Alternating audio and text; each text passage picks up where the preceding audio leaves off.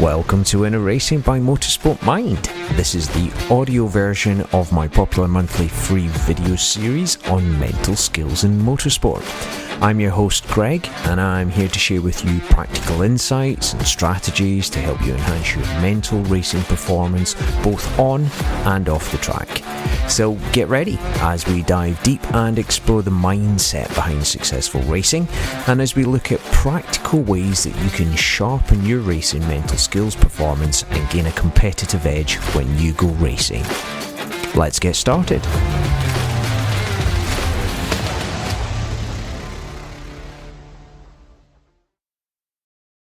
Hi everybody, Greg here, and in this week's video I just want to talk about stress. So what is stress? It's a word that's loaded with all kinds of preconceptions, ideas, stereotypes. But what is stress? How does it affect us? How does it affect our performance? How can we notice it? What can we do about it? And what kind of things cause stress? So let's have a look at stress. So everybody has a different idea about what stress is. And really, to make it as simple as possible, we can think about two things: physical stress and mental stress. But here's the thing, each one affects the other.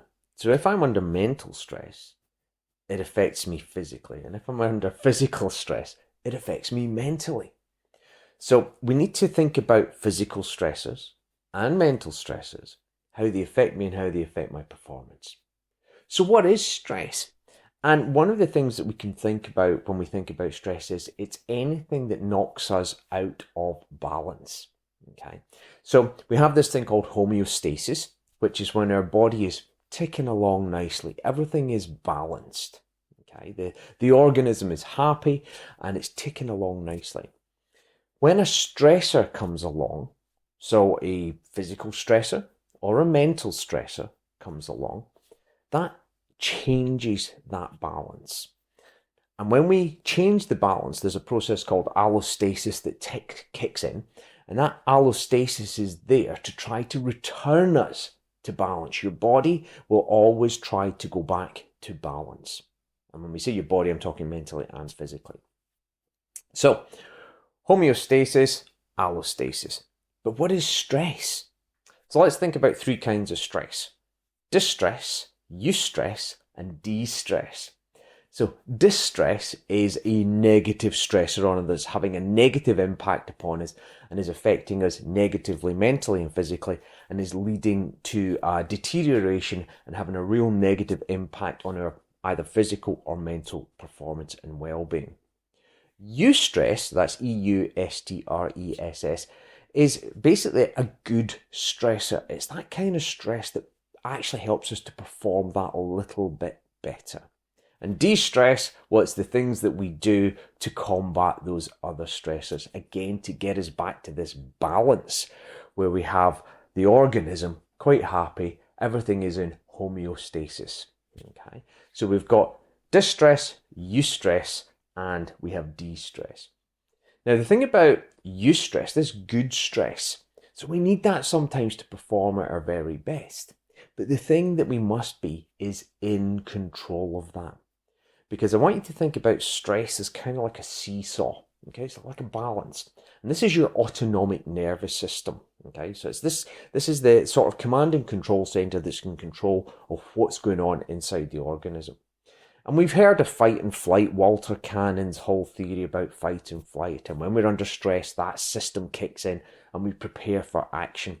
And all the mental noise that comes as a result of that stressor being put upon us as our unconscious tries to come up with all the solutions to the problems. And then those physical reactions where my body starts to make changes, preparing the organism to take action, whether that's fight or flight. And the impact that that then has on our performance.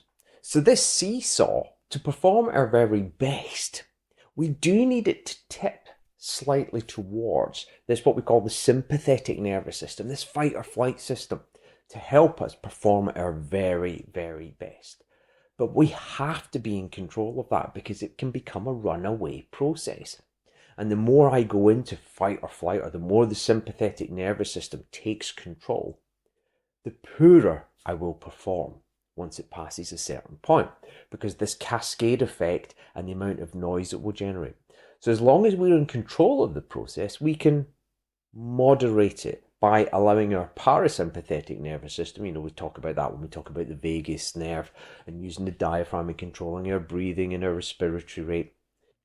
Think about the parasympathetic nervous system as kind of like a handbrake on that autonomic nervous system, reducing the speed of that sympathetic nervous system, just like you would hold, take a little bit of speed off, just so that you're holding it on the edge of grip, getting it just right. It's the same thing. That's what your parasympathetic nervous system is doing.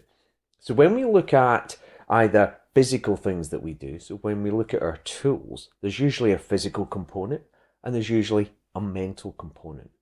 And the physical component is there to calm down the organism, and the mental component is there to hold our attention. And that selective attention calms down the amygdala and helps us to reduce our mental threat processing and threat response. And then the physical things we do, like slowing down our breathing, this feeds back into the system again, like I explained last week, and it helps us to moderate this autonomic nervous system response in the sympathetic area.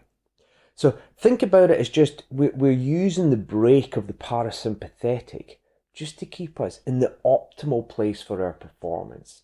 So we're not generating too much mental noise, and we're not experiencing a big physiological stress response. We're looking to keep ourselves in the sweet spot of eustress, where we're getting that good stress that helps us get that optimum performance out of ourselves. So physical stress can create mental stress. So think about maybe you're racing and you get really hot and you get really uncomfortable. So the organism, the body, is starting to get uncomfortable. It's having a bit of a stress response to this, and it wants to return to that baseline. So it starts to think about, how do I get out? I don't like this. I need more air. And that generates lots of mental noise.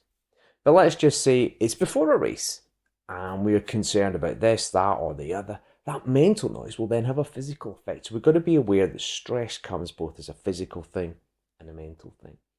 Let's say I'm getting towards the end of a race and I'm getting fatigued, I'm getting tired. My body will want to return to its baseline, to find balance again. That will cause mental stress. I'll lose focus, concentration. My mental noise will go up. Same way, towards the end of a race, my mental noise goes up. My physical performance could go down as well as I become more stressed. So when we think about stress, it's a broad topic, and we're always looking to achieve a kind of balance of it. But the important thing is we should be in control of it. We should be aware of whether or not we're experiencing stress, and we should be able to control the stress and moderate it and use it to our advantage. So what can we do to control stress? Well, the first thing, spoken about it quite a lot recently, is recovery. Getting back to this balance. So during a race weekend, in between sessions, allowing myself enough rest, both physically and mentally, in between sessions. After a race weekend, again, allowing myself that recovery time, that sleep, that energy, replenishing my energy after working so hard through a weekend, and that mental energy that I expend at a weekend as well, because we've spoken about decision fatigue before. And during a race weekend, we're making thousands and thousands of little decisions all the time about our line, what moves I'm going to do, what I'm going to go out in. So we've got to have that recovery after our weekend, and the same in the lead up to the weekend, making sure we're sleeping well, eating well, hydrating, and get no stressors coming in from the outside and ramping up my mental noise as I prepare for my weekend as well. So we've got recovery. That's an important thing to think about. We spoke about sleep there, and sleep is one of the biggest factors in our emotional self-regulation and our ability to focus and concentrate. So actually investing time in your sleep on purpose, not just seeing what happens and when, but actually making it part of your planning as you prepare for your weekend too. Then we've got environment. Remember, environment changes our behaviour.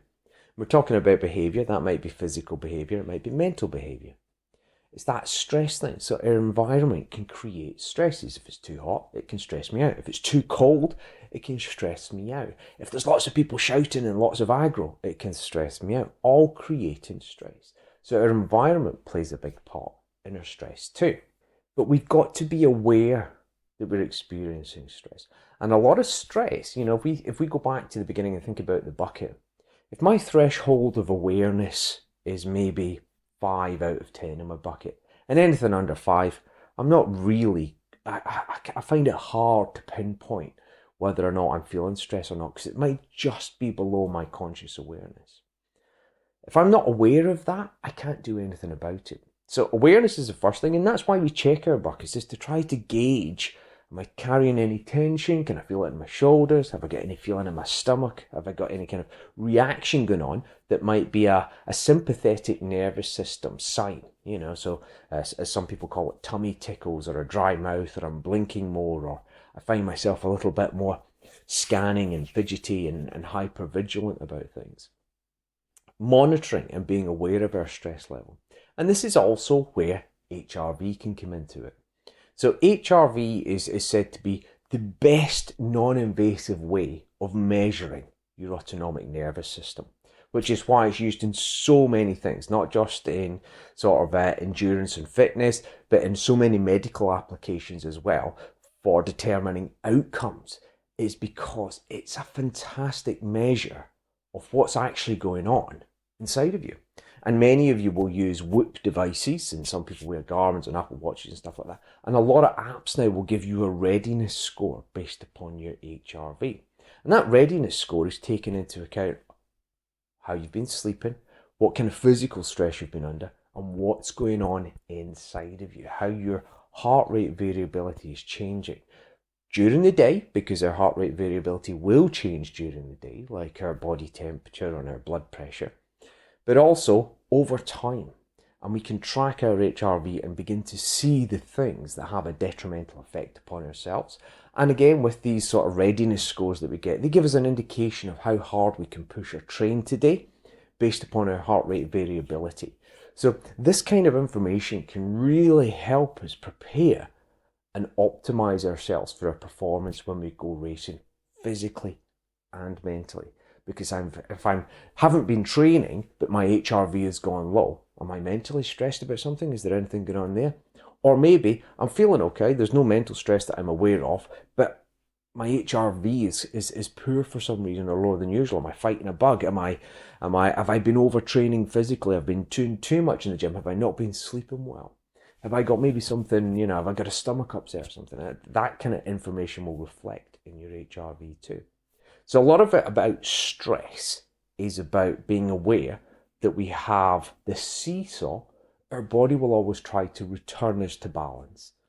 We have physical stress and mental stress, but each one then causes the other one to happen as well.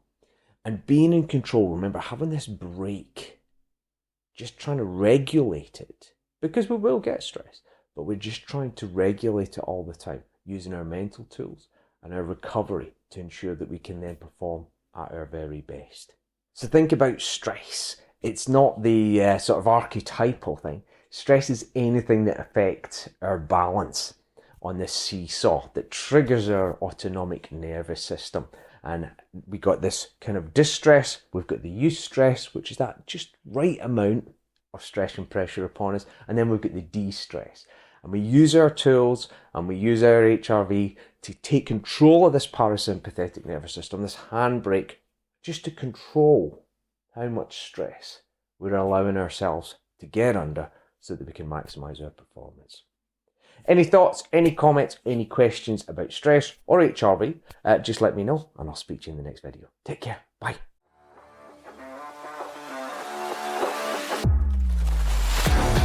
And that wraps up another episode of Inner Racing by Motorsport Mind.